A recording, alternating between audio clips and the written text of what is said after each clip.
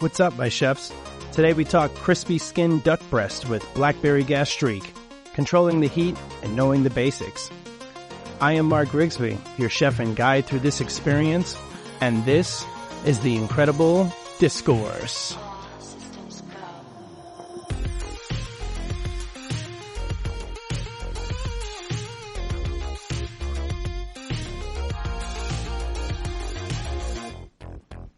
Hello and welcome. I am Mark Grigsby, here again at the Incredible Discourse, and today we're cooking up something fancy, duck breast with Blackberry Gastrique. But before we get that far, I thought it would be nice to give an episodic update of what we've been up to here at the show. So I've decided to put the YouTube channel on the back burner for the time being. I think between launching the show, building the site and social channels, and then dedicating enough time to produce a quality show through these outlets, it just would have made the entire project mediocre. I don't have a production team yet, and my wife and I do all of the production and promotion. But I am accepting applications, so if you have experience in producing podcasts, love a high quality of life and absolutely no pay, you might be a perfect fit with us. My goal here for the show is always to provide our listeners with the best quality show here first. So for now, we're focusing on the podcast. I usually have several shows already written and recorded, so I'm weeks ahead. This is how I make sure that you get an episode when you're supposed to. You're welcome. Now, on to the duck. Duck is one of my favorite proteins to cook and to eat. The breast, when executed correctly, is one of the tastiest things you'll ever eat. The skin is rendered to a crisp and then seared on the underside in its own fat. It's usually served medium rare and must be rested before you cut through it. The Blackberry Gastrique is a great component because it helps cut through the richness of the duck fat. It provides that sweet, tart, and tang elements of the dish. Pair this with a nice Pinot Noir, and boy, you're in for something special. Now, just so we're on the same page here, a gastrique is a classic French sauce.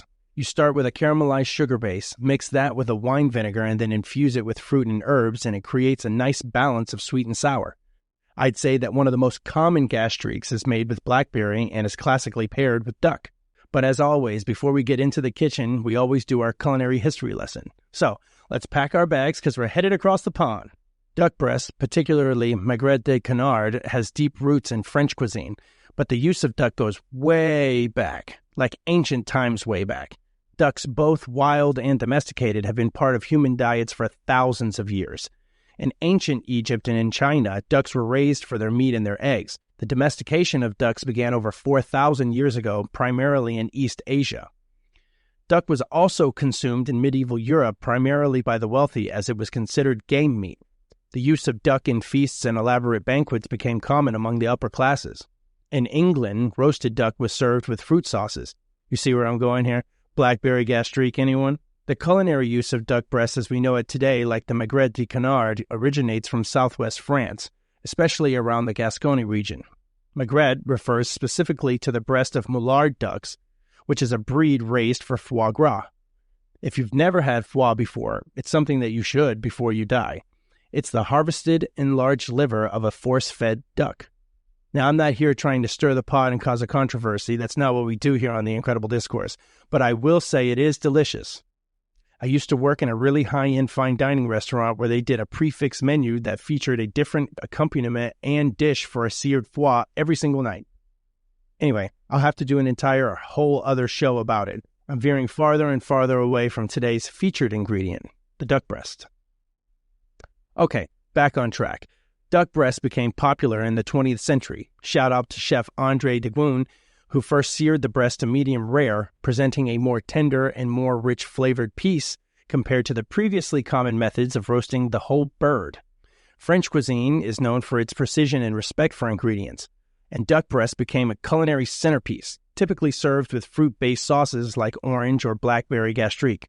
In modern times, duck breast has become a favorite dish in fine dining and contemporary cuisines across the world. The method of preparing duck breast with crispy skin and tender, medium-rare meat has spread far beyond France, with chefs in various countries adapting it to their own local flavors and techniques. French cuisine had a pretty big impact on American cooking, especially after the early 20th century with the rise of fine dining restaurants in major cities like New York and Chicago. Chefs trained in France or had classical French training which contributed to bringing duck to the spotlight in the USA. As farm-to-table started gaining popularity in the late 90s and early 2000s, American chefs began experimenting more with duck. Duck farms, especially those raising Mullard and Peking ducks, became more and more common. Before New York banned foie production in 2019, the Hudson Valley played a significant role in popularizing magret duck breast, as the same ducks used for foie were also used for their prized breast meat. Duck breast became appearing more frequently in farm-to-table concepts and fine dining settings, paired with seasonal and local ingredients in dishes that reflected the American culinary landscape's shift towards sustainability and creativity.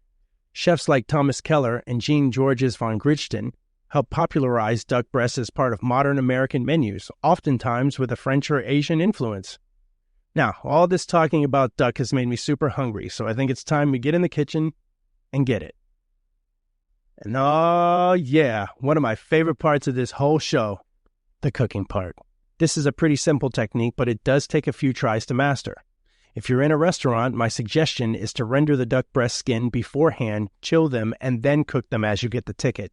And the reason why I say this is because the rendering process takes time, like 10 minutes, so unless you're in a fine dining setting and you have that time, you're going to need to find ways to save yourself a minute.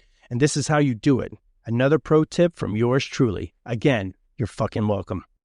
Let's talk about the equipment you're going to need to make this dish. You're going to need a few simple items that you should already have by now, but if you don't, my guy Jeff at Amazon will bring it to your house on the 2-day. And this episode is brought to you by Amazon. Just playing. Anyway, let's start with your cooking equipment. We're going to need a stainless steel saute pan, and the size doesn't really matter for this dish because we're only going to make one breast.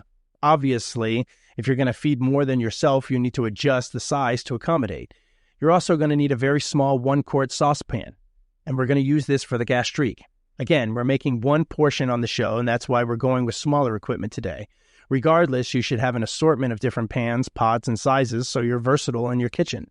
Next, you're going to need the chinois or a fine mesh strainer. This piece is also for the gastrique. We need to strain it because blackberries have a shit ton of seeds and they aren't very palatable.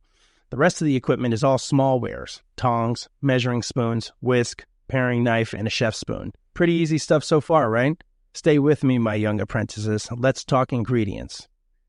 Today's shopping list will be an example of a pretty elegant dish that doesn't require a load of ingredients.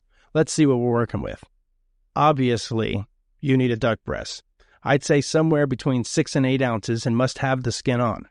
Now, for the blackberry gastrique, you're going to need a 1/4 cup of fresh blackberries, a tablespoon of balsamic vinegar, a tablespoon of red wine vinegar, a tablespoon of port wine, 2 tablespoons of granulated white sugar, 1 tablespoon of water, a 1/4 of a shallot finely chopped, a half of a rosemary sprig with just the leaves pulled off, and a 1/2 teaspoon of whole butter. At the end, we're going to taste it for salt, so you'll also need that handy as well. And that's it. Now, if you can't find duck breasts in your grocery stores, my home chefs, they usually sell the duck whole, frozen, in the meat section. It's not super common in Miami to see the duck already butchered in the grocery store, so you may have to get your hands dirty here. And if you can't find blackberries or you just don't like them, you could easily substitute blueberry in this recipe as well. Let's start with the blackberry gastrique first. This will hold for a while and it takes a little time to complete.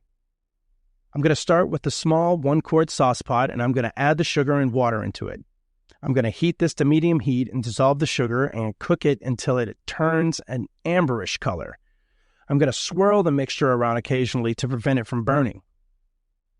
Once I reach that amber color I'm looking for, I'm going to add the vinegars and the port wine and stir it well to incorporate. I'm going to leave this on the heat for about a minute and bring it to a bare simmer. Then I add my blackberries and rosemary, and then I bring this up to a true simmer. Now we're going to simmer this and reduce it for about 10 minutes, allowing the berries to soften and the sauce to thicken. When the berries soften, I'm going to take my chef's spoon and I'm going to mash these berries. I'm going to cook this for another minute or so, and then I'm going to strain this through the chinois, plunging it to make sure that I get every bit of juice out. Now I'm going to give my sauce pot a little wipe to clean it and make sure there are no seeds or pulp left in it. Then I'm going to add the blackberry juice mixture back to the little pot and bring it back to medium heat and a simmer. Reduce this for about a minute and then remove it from the heat and whisk in that knob of butter until it is completely melted. This will provide a little shimmer and gloss to the sauce. I'm going to taste it for salt and add it if necessary. And that's that for the sauce. Reserve it until the duck breast is done. Speaking of, now it's time for the star of the dish, the duck.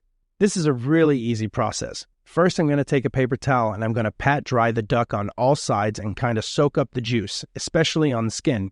We want that skin to be super crispy, so we need it super dry.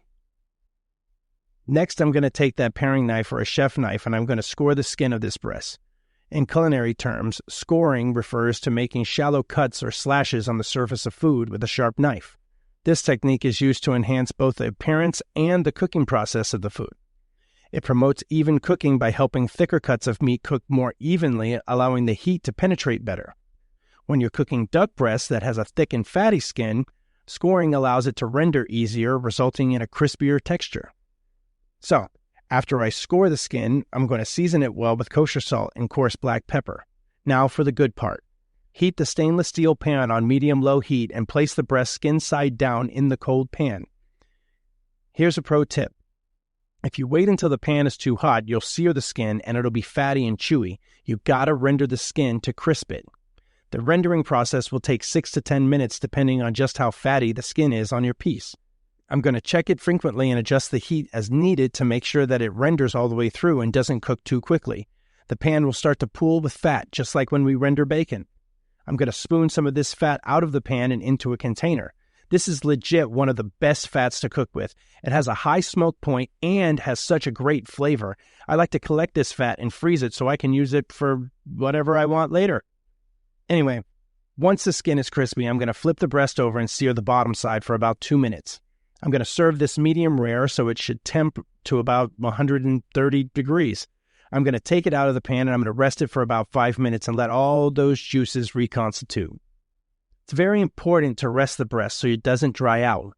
Now I'm going to take my sharpest chef's knife and I'm going to slice this, being super careful not to pull the skin off. Now I center plate it and spoon some of that beautiful Blackberry Gastrique over it. Now if you wanted to make other components with this dish to make it more of a complete dish, this one pairs with a whole lot of shit.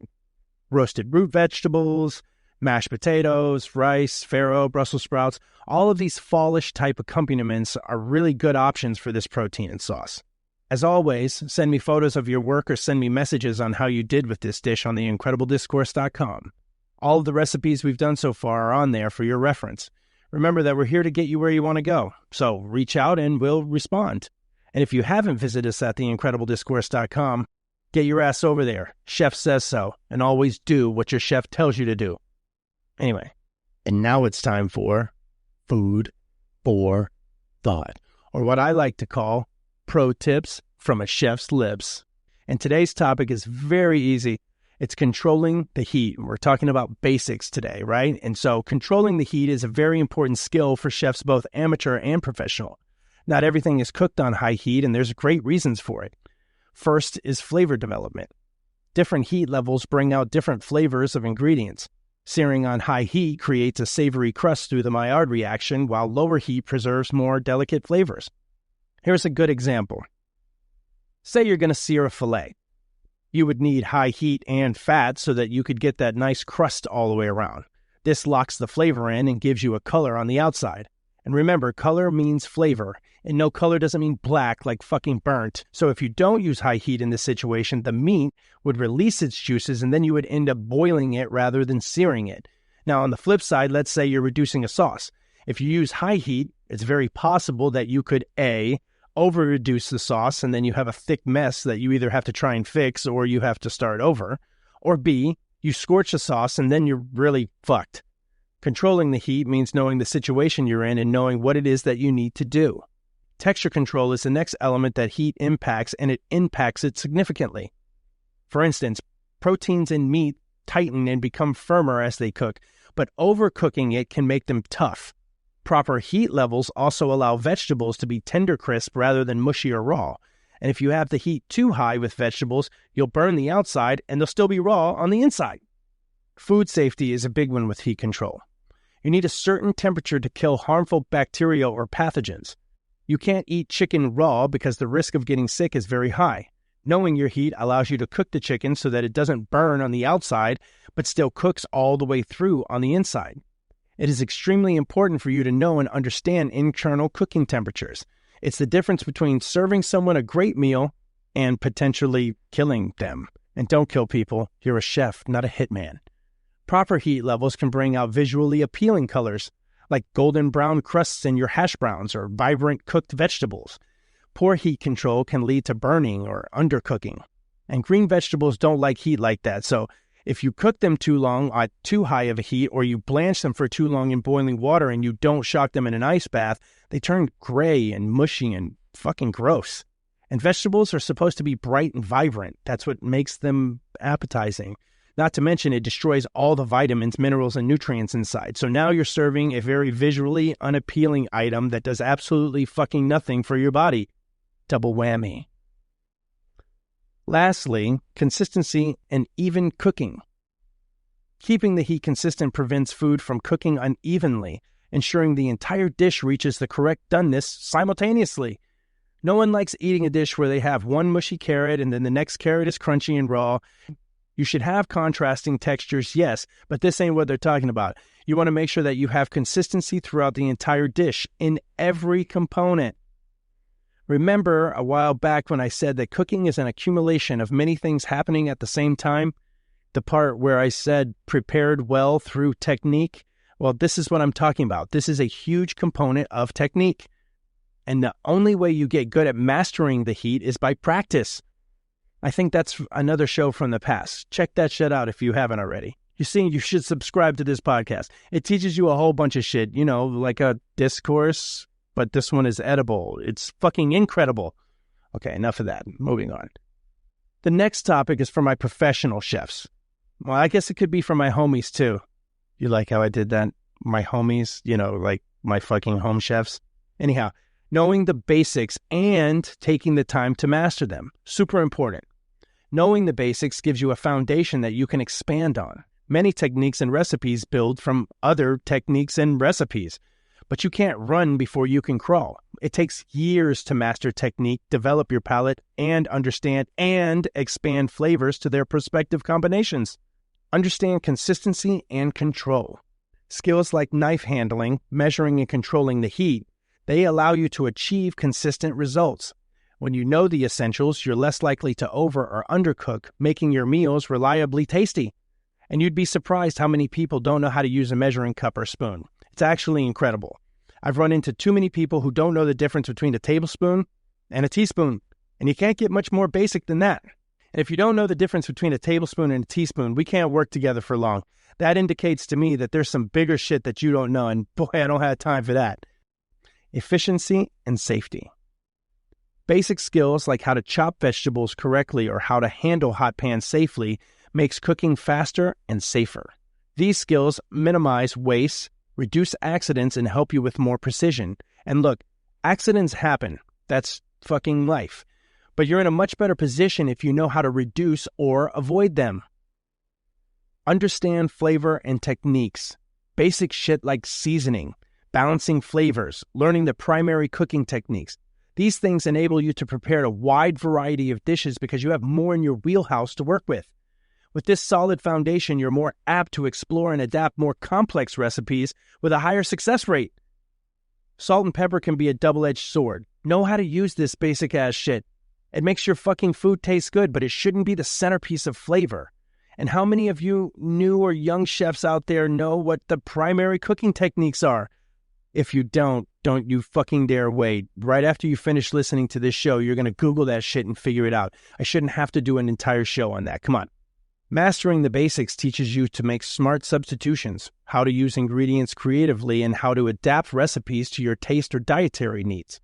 You ever went to the store and to get everything you need to make a recipe, only to get home and have forgotten a key ingredient? Well, being savvy with what you have on hand could save your life in this situation. Okay, maybe not save your life, but at least save your ass from another trip to the grocery. Or even worse, if you're in a restaurant and the truck has already been delivered and you realize you didn't order a component. That's the fucking worst. But if you know how to make smart substitutions, you could actually set yourself up to look like a fucking genius. Knowing the basics increases your confidence as well. Everyone gets the jitters when they're unsure of what they're doing. That's only natural. When you're comfortable with the fundamentals, cooking feels less intimidated and you can tackle more challenging recipes with ease. Confidence in basic skills makes you more willing to experiment and try new things. And that's when the real fun gets going. When you have sound fundamentals during the experimentation process, You have a lot less variables to account for. Like, who's out there saying, well, man, this combination would have been explosive if I only knew how to sear properly? No one, that's who. Especially not you, because you listened to the Incredible Discourse and Chef told you not to do dumb shit. Advanced techniques and complex recipes are built on basic skills. By learning the essentials, you create a foundation that enables you to try new recipes, cook more intuitively, and develop your own style in the kitchen. You can't have your own fighting style if your ass doesn't know how to fight in the first place. You'd be getting your ass kicked a lot. It's the same thing in the kitchen. If you struggle with the basics, you'll never develop. Fundamentals is what it's all about. And when it comes down to it, it's really about respecting what we do. Be fucking respectful enough to thoroughly learn the basics. Write things down, study and be patient, read some books. Our friends here at Amazon have an enormous library of cookbooks. Be interested. It's a process. Enjoy the journey and learn every day that you're in that kitchen.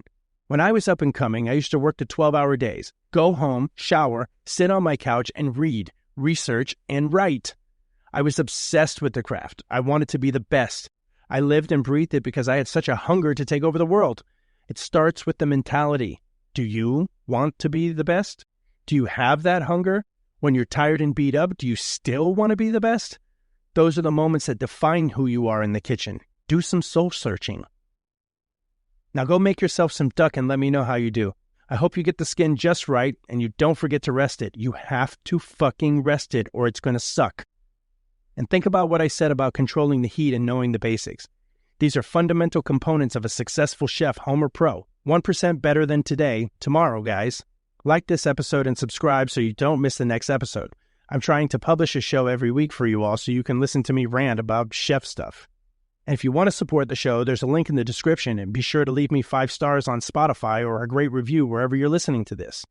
Visit us at theincredible.discourse.com as well as all of our social platforms. I appreciate your time as always. I'm Mark Grigsby, and you've just been put through The Incredible Discourse. Till next time, cue the theme music.